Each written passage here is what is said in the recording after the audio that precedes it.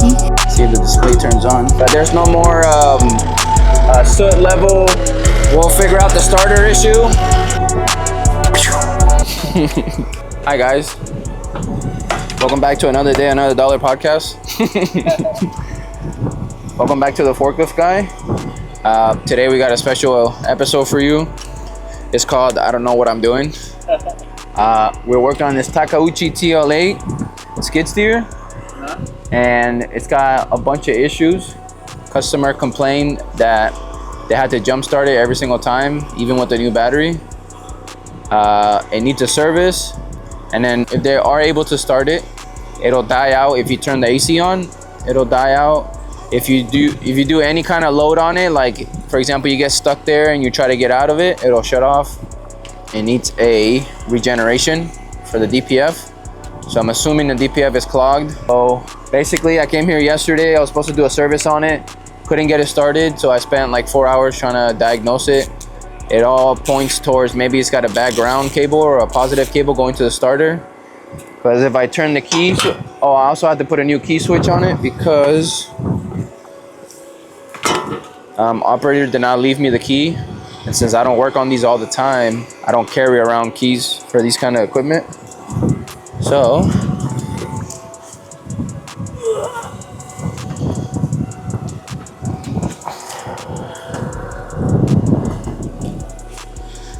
come over here. I just put a different key switch that I had there, just so that I can, get the machine started. And as you see right now, yesterday I had to charge it with my truck for like 30 minutes, 15-30 minutes. So now look, here's a display. It does nothing when I turn the key. Nothing. So I know that I have a parasitic draw somewhere. Either a parasitic draw, a bad ground, a bad positive wire, either to the key switch or to the starter, and the starter is literally, bro, in the worst possible spot right there, and I can't even get to it from the other side. I have to go underneath it. So today's gonna be a lot of troubleshooting, a lot of taking shit apart, trying to get to things. We might have to put a new battery in it.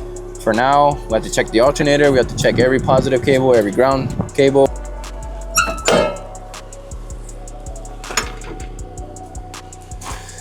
So this is where the battery is, tucked away in this corner. It's gonna be a pain in the ass to get this out. The battery is about this long, and this is little tiny space. Damn. If I take these two bolts out, this swings out, but I have to take the radiator hoses off, just so I can swing out. And even then, I don't know if I'll have enough space to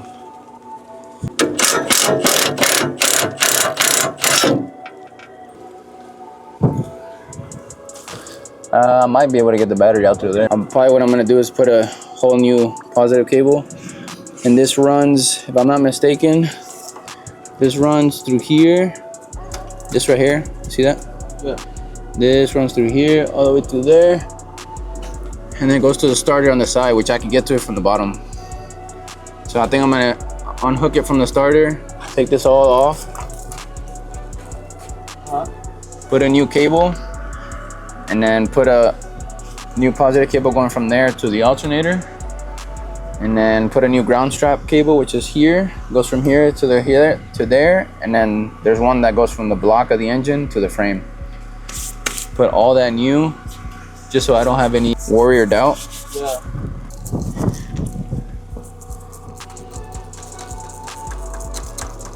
Everybody thinks it's always easy owning a business.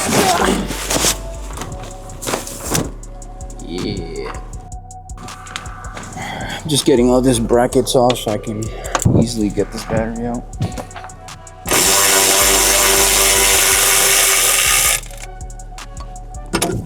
So much easier.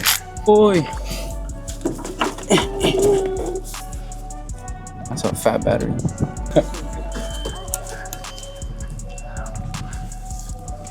Yeah.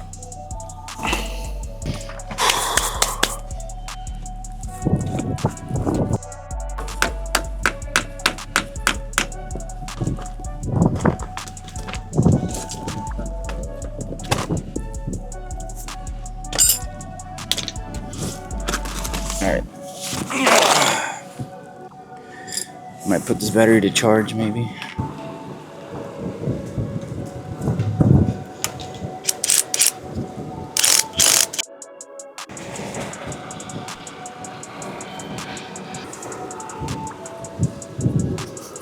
Now I'll just ground strap cable. This goes from the battery to the ground strap point right here. Just following each thing. I'm gonna probably cut this and replace this. See that? It's not it, Chief. I don't like that at all. See all that corrosion? I clean all that up. Look at that. See it? This thing? What is that? I don't know. I think it's like a safety lockout thing. An electric like lockout. Maybe you guys can tell me in the comments what this is. All it says is automotive electric parts.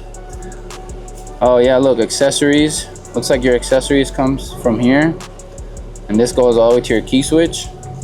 And here's your regular positive cable. So this comes from the battery. This comes from the battery to here. See, battery. And then this comes from there and it goes all the way around and goes to the starter. So maybe this thing is what's draining the battery, or maybe this thing, I don't know what the hell this thing is, man.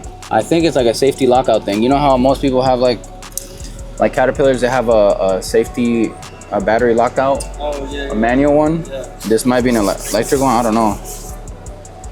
Never seen one of these, but what I'm gonna do is I'm gonna bypass this. I'm gonna just put both of these together, including the accessories and everything, or maybe put the accessories all the way here on the battery. I don't know. This also looks like one of the an electric solenoid. I think it's just an electric solenoid for when you turn on the key. This should activate, and then it lets power through right from here to here. It's like a bridge. Maybe it's not working, or maybe it's on all the time, so that way it eats the battery. I don't know, bro. But the more resistance that you find, the worse it is to try to start this, because the problem that it's having, and even if you charge the battery, after a while, it still won't let you, it won't crank over. You have to charge it for like more than 30 minutes to an hour for...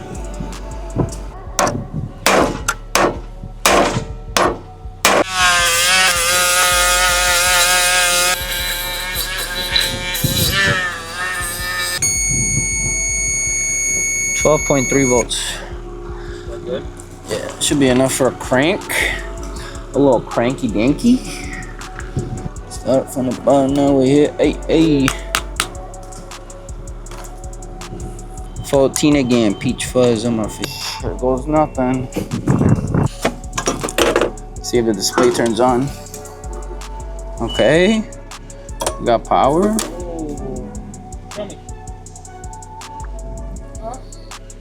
It's throwing a code though. Let's see if we can get it to turn on, to crank at least. It would even crank.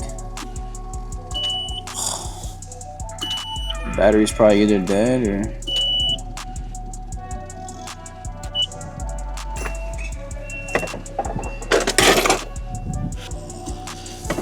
Nothing, bro.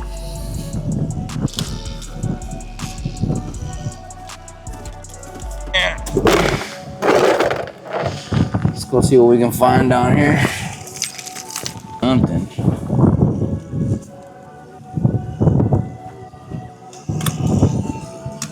I feel like those cave divers where they risk their life for no reason. Okay, so what I'm gonna do here is I'm gonna give power to the starter solenoid and see if I can get it to crank. I tried this yesterday and it only cranked for like 1 second, and then it was almost like it ran out of power. I'm thinking if that happens, maybe the battery, or the starter is drawing too much juice. That's what's causing it for not to start. I don't know, man. But I'm gonna try this real quick and see if it wants to crank over, and then...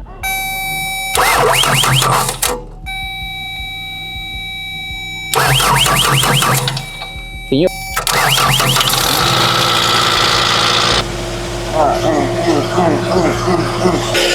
We're that?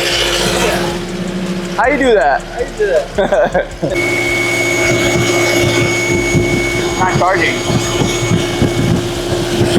For some reason, when you turn the key to the start position, you know, for cranking, there's either a voltage drop or the solenoid for the starter is not engaging, letting current pass through to the starter solenoid, because I just directly with the power probe gave it power through that cable underneath the machine, and it cranked over really good. Also, the alternator is not charging.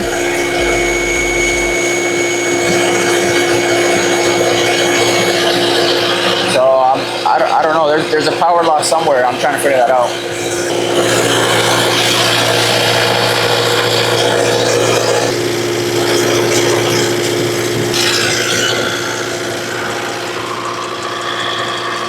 What am I missing, dude? Where's the starter solenoid on this bit?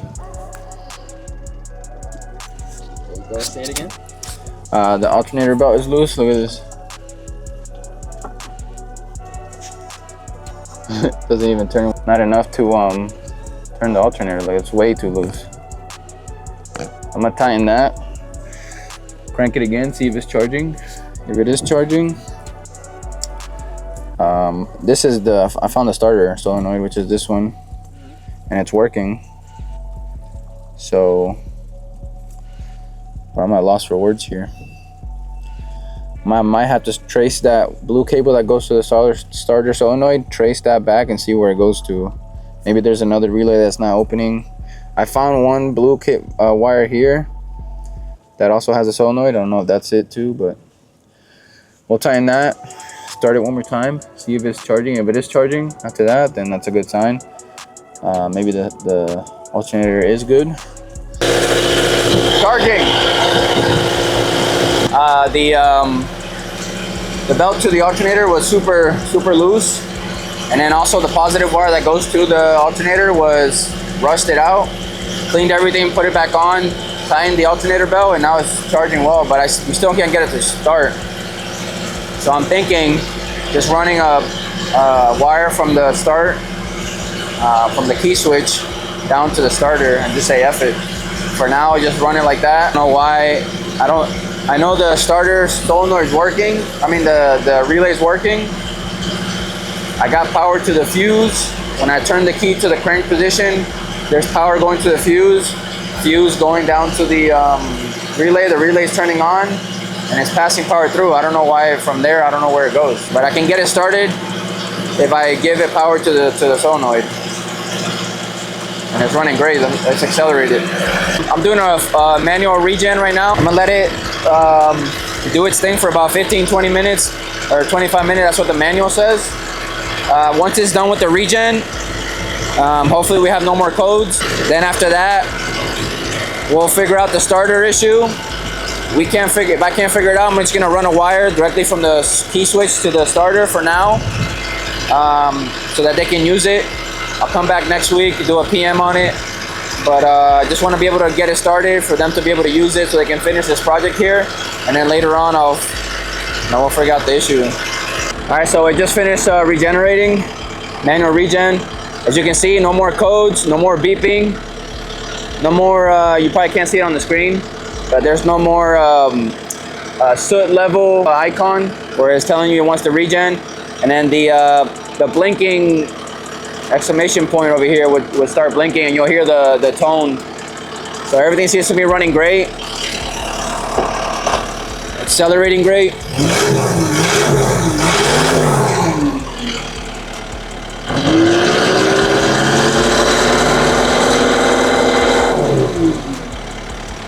So running perfect. Let's take care of the starter issue. I'm gonna go underneath the machine and I'm gonna try to get it on the camera, and so you guys can see what cable I'm talking about. And it's gonna go from this key switch here, and the starter's like right behind those filters. You can barely get your hands in it. So 12.7, that's what I like to see, boy. Fully charged, come alive. Ooh, ooh, ooh. See that right there? I hear it. That's basically how I'm starting it. So I need to The thing is, bro, this harness, you can't fit your hand anywhere, so I can't even see where that cable is going to. It goes into a harness over here. Hold on a second, let me see if I can find it. It's got continuity, so I know the cable's not broken. If it was broken, it wouldn't beep like that.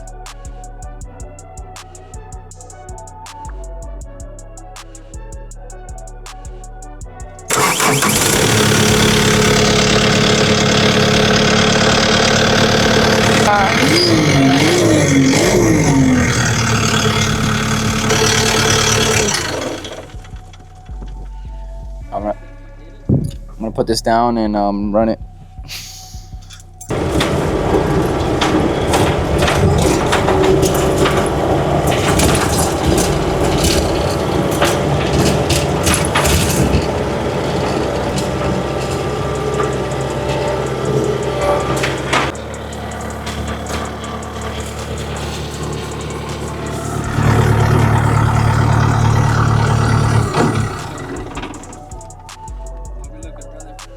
Good. She runs like a champ. She runs like a top notch. All right. Thank you for watching this video. Like and subscribe. So what you saw here, the way we were able to get it started, I forgot to mention this because we actually filmed this and we deleted it on accident. I had to put the original key switch on it because the one that I had was for a different machine, was for a telehandler similar to this. I don't know. I don't know what the difference on that key switch compared to this one, but as soon as I put this one back on and I jumped it, bro, it started immediately. I didn't have to jump any, I didn't have to bypass any starter wires or anything. So that's great. Thank you for watching. Let's go get some food. Make sure you subscribe, like this video. If you have any questions, leave it in the comments. If you have any suggestions or anything that I did wrong, let me know. Bye. Peace out. Love you. Bye.